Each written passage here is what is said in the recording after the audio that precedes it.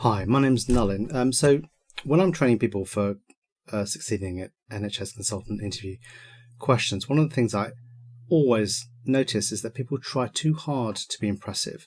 So one of my central tenets, my central philosophies is that you need to have a conversation in which you're trying to explain all the different ways in which you can practically help the patients and or the department and or the trust, and deliver that content in a very personal, specific and honest way.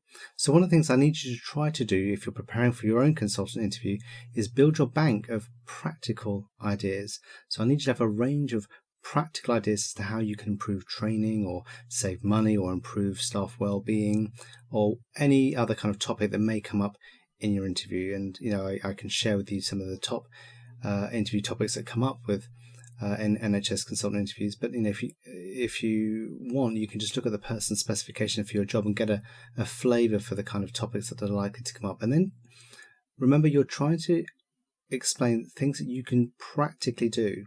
So by practical, I mean your ideas have got to be cheap or ideally free, because there really isn't a lot of money. And your ideas have to be credible. Credibility for me is one of the biggest assets that you have, and you've got to display your credibility as a consultant colleague.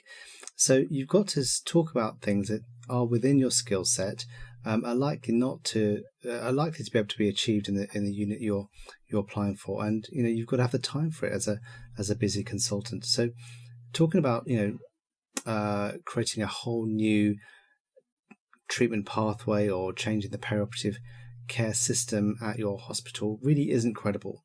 But talking about how you might contribute to CPET testing, for instance, if you're an anaesthetist, or talking about how you might use more innovative sort of web-based learning strategies to try and maybe create a blended learning system so that you can have people from all over the country teaching your trainees. Now that might feel feasible because that is now fairly cheap, and it may well work, and you may well be able to make that happen. So I want you to try and create a range of ideas that are credible. Don't try too hard to be uber impressive.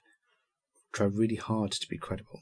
So again, if you want to talk about this in any more depth, this is the sort of thing that I delve into really in some of our coaching sessions, and we sort of make that more applicable to your particular candidacy and to the job that you're applying for. But maybe you can just take that little nugget and working it on your own if you don't want to come with me. If you're interested in becoming a coaching client of mine, then just pop over to medicalinterviewpreparation.com and we can talk about arranging some coaching for you. Okay, take care.